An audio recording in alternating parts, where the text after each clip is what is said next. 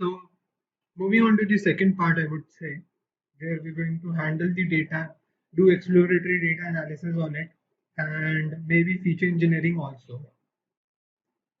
So once you have downloaded and unzipped the data, you can access the data using the read.json function. Okay, and here you can see that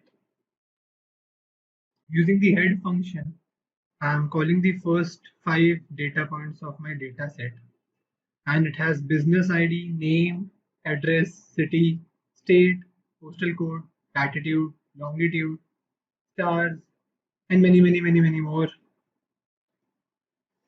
columns. Okay, but what some of the columns are, I would say, what columns are actually useful to us is the, or I would say for this project, I have taken review count, stars, the geographical location, city as the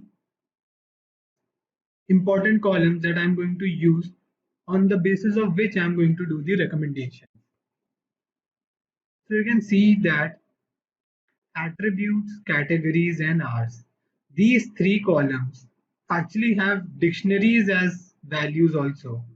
There's none value or null value, but there's dictionary also. It has string values having commas telling you all the categories. Okay.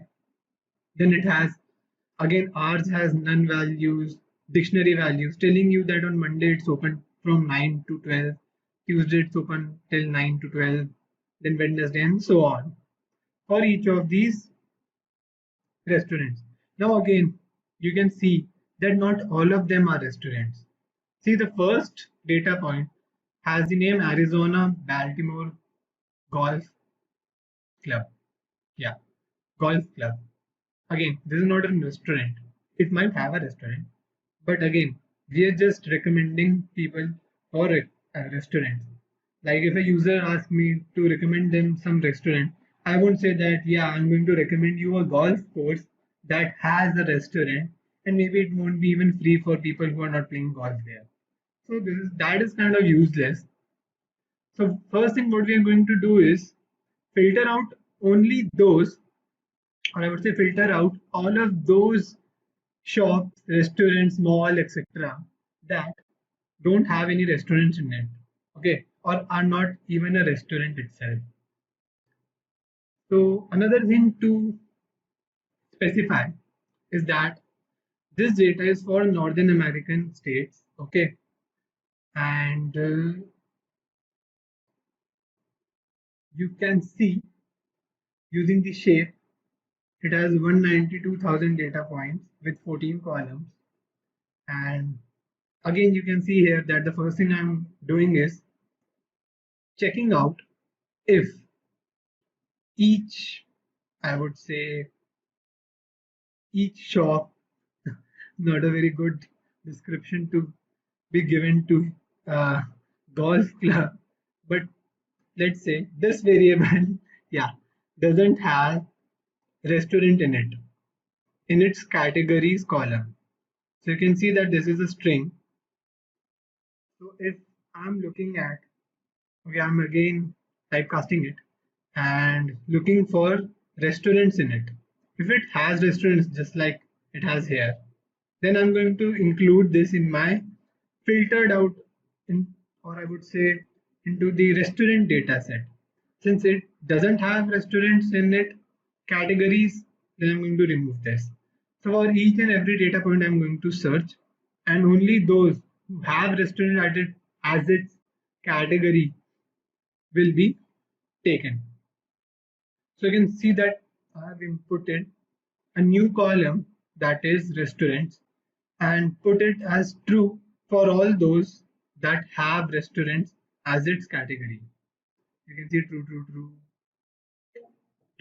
for all of these because all of them had restaurants.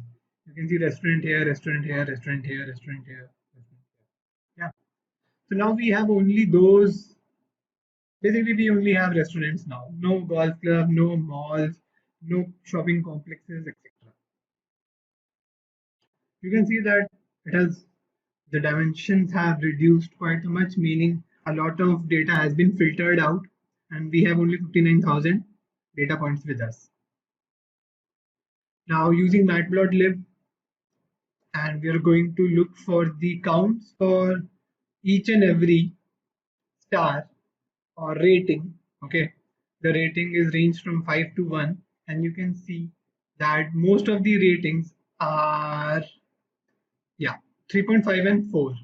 So ratings of 4 and 3.5 are the most for all the restaurants that we have taken into consideration. Ratings of 5 have been given to very less, and rating of 1 is given again to very less number of restaurants. Okay,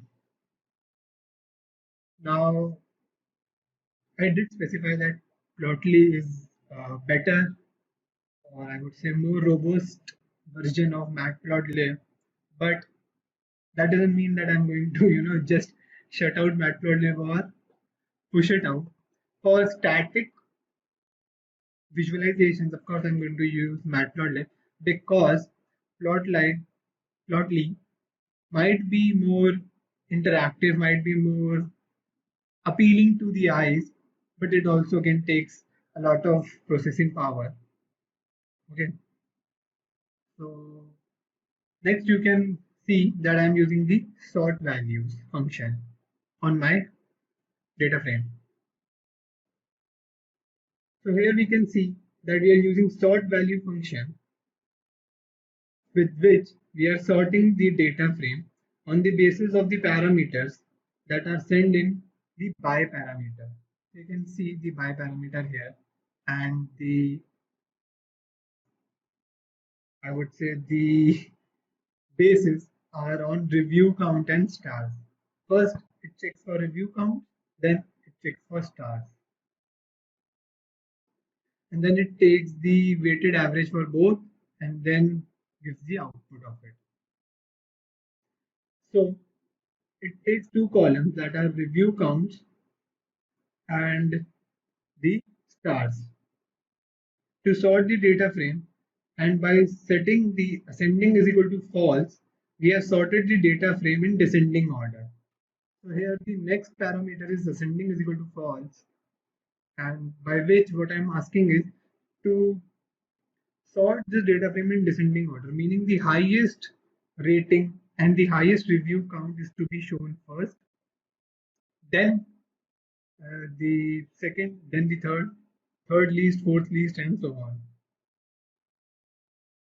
Now we can even set where to show the null values also, meaning if this data frame had any null values in it, so we can present the null values using the no position parameter.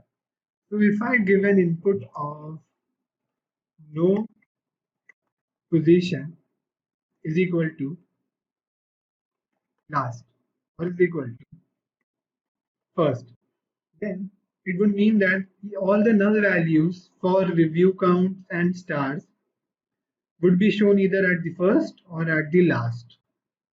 I'm not giving this because there is no null value.